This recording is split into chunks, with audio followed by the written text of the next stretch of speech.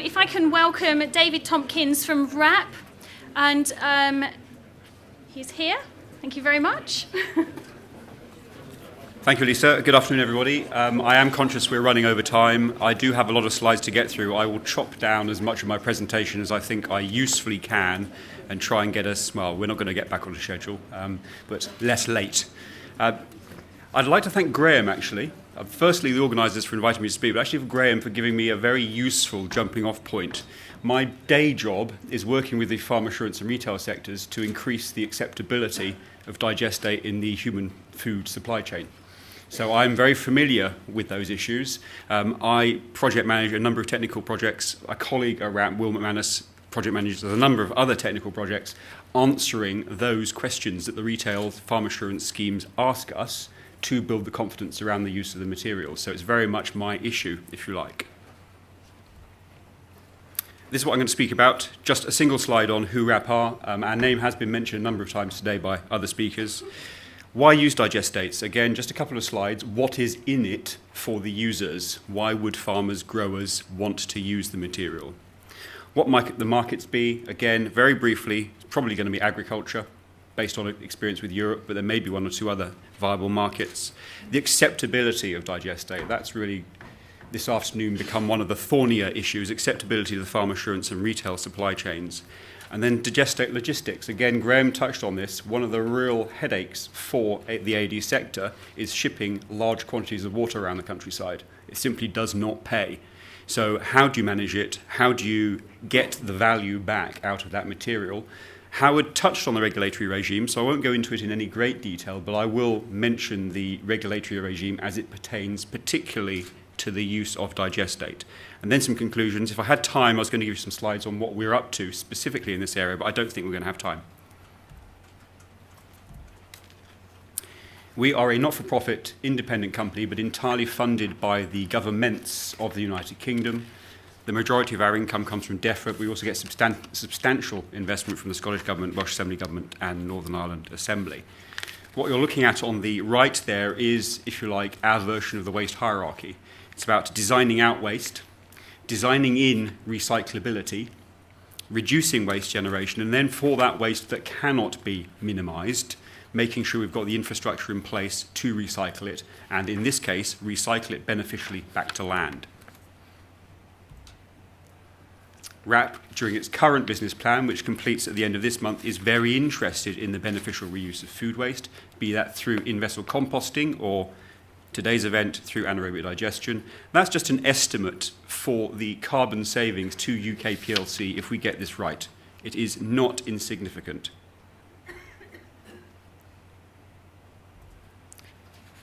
What's in it for the users? You may have seen numbers like this previously. These are a reasonably conservative estimate for the NPK in a range of digestates, and I've compared in the top row there, compared two different digestates with a green food compost and in-vessel compost.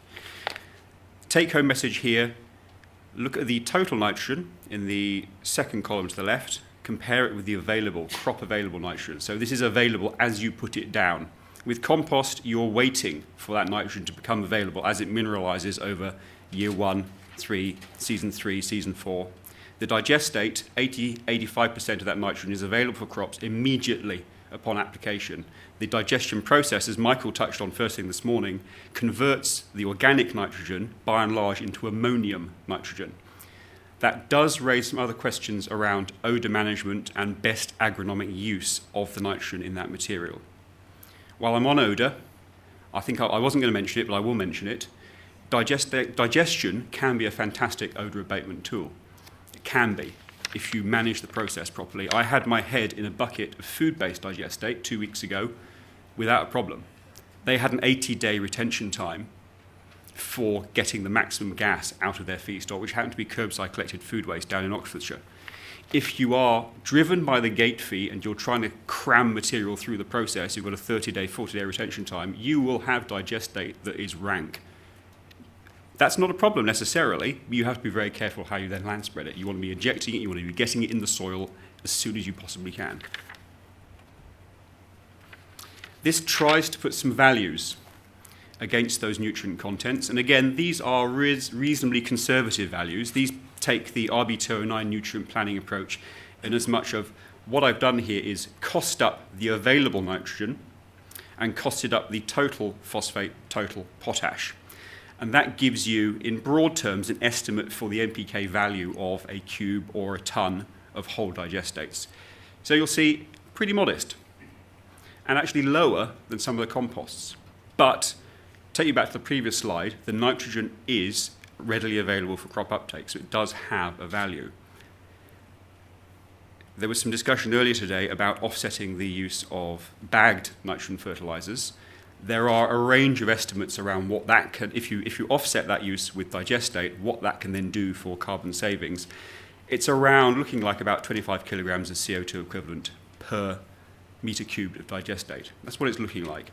The majority of that saving is in the nitrogen, getting the nitrogen get back to the land.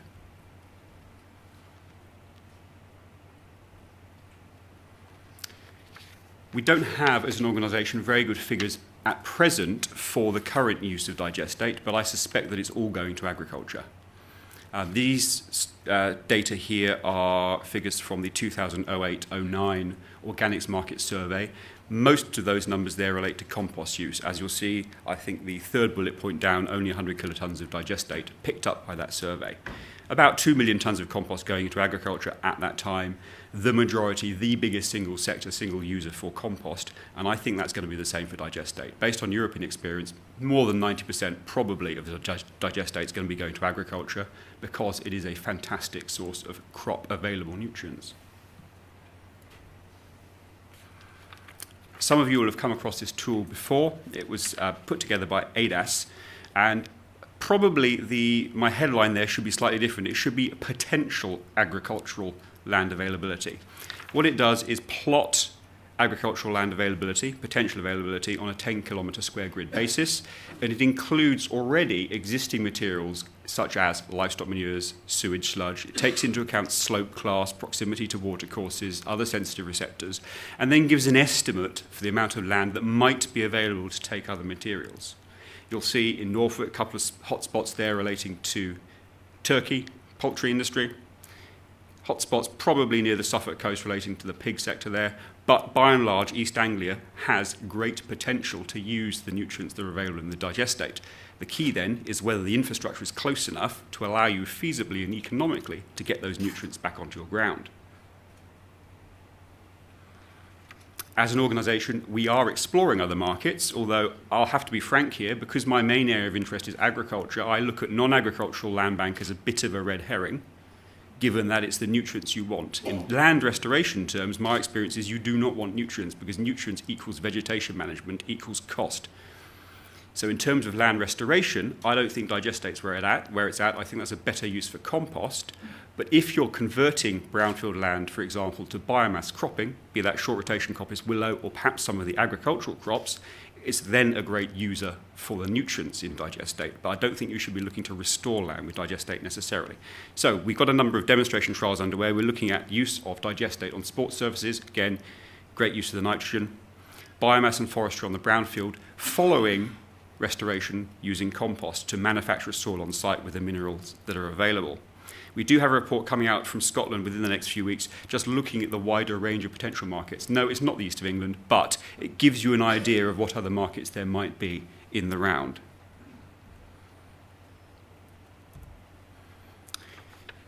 Okay, acceptability. And this, in my terms, is within the farm assurance and the retail supply chains.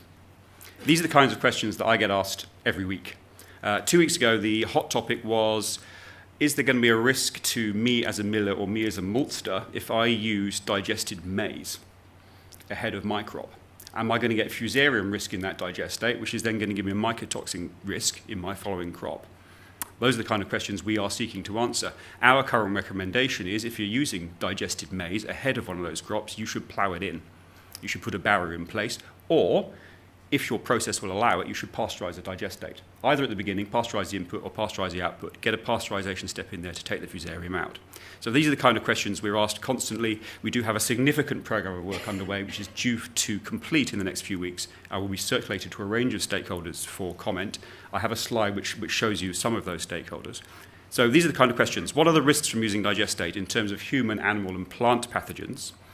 Are there risks from chemical contaminants, heavy metals or dioxins, furans, PCBs, herbicides, possibly? Are there risks from physical contaminants? Now, this comes back to the waste question. If you're collecting curbside waste from households, is there a risk that the householder will put the wrong thing in their bin? We've already heard today that the quality of curbside collected food waste is really good. Fantastic. But as an operator, it's something you may have to think about and ensure you are getting a clean feedstock in through the gate. What do consumers think about food that's grown on land where these kind of materials have been applied? Almost impossible to get an objective answer to that question. What do supermarkets think? Well, I can tell you what the British Retail Consortium thinks. I can tell you confidentially what one or two of the other individual retailers think.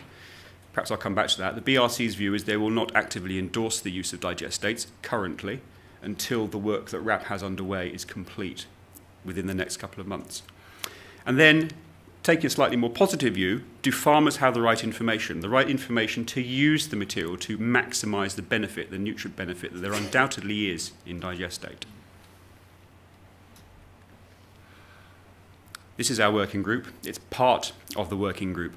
Many of those acronyms will be familiar to you. I'm not going to go through them all, but Assured Food Standards is the Red Tractor Scheme, Homegrown Cereals Authority, the Maltsters Association, Millers, Scotch Whisky, NFU, Quality Meat Scotland, a whole range of people, all of whom have at some point or another asked me one of those questions about particular risks. There is government involvement, obviously, from trade associations as well, and more importantly, from yourselves. So we are hearing feedback from operators, because if we come up with a recommendation to manage a particular risk, it's quite likely to have an impact on you as AD operators. I've just mentioned fusarium and pasteurisation. Pasteurisation costs money. If you're taking non-waste in, you're putting non-waste out, it's not something perhaps you'd have thought about previously. It's fine. There will be implications from the work that we do. We do have a project very nearly finished. The first draft of this report went back from me to the contractor last week. Should be published on our website within the next few weeks. And we were really, when we were starting this 9-10 months ago, we're in a real data vacuum. Lots of people are pointing us towards Germany and the experience with the AD sector there. Completely different model. Not 100% food waste or 90% food-based based. Not really got any good experience of applying that material to the kind of the sensitive land, if I could describe it that way, that we have here. We have a very precautionary retail sector here, probably rightly given the animal disease history we have. So the operational circumstances are very different, and we just couldn't get the data. So the RAP Cymru have funded a project to gather information on that whole range of determinants there. We've got now information on heavy metals, we've got information on PCBs, dioxins, furans, PFOS, PDBs, a whole load of other things in digestate that we didn't have before. And really, my interest in that data set is to build confidence. So if the retail sector do come back to me and say, David, not too keen about these heavy metals, what quantity is it going to accumulate in the land, is there going to be a risk? We will now have the data to inform those kind of decisions.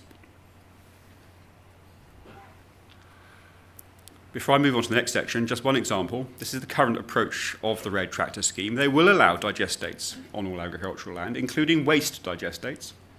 So any supermarket that's relying on the Red Tractor Schemes will, wittingly or otherwise, be allowing digestates to be used on their land. In the future, it's likely they will move to a matrix-based approach. They like the idea of PAS 110 compliant digestate because it starts to give them a handle on material quality. They also like the idea of non-waste-based digestates, so we might be starting to see some differences in approach there. They do have a matrix out for consultation at the moment, so it's gone to the NFU, it's gone to ADVA, it's gone to REA. If any of you are members of those trade associations, I would recommend you to contact them and have your say on what the Red Tractor are up to at the moment, but generally extremely positive.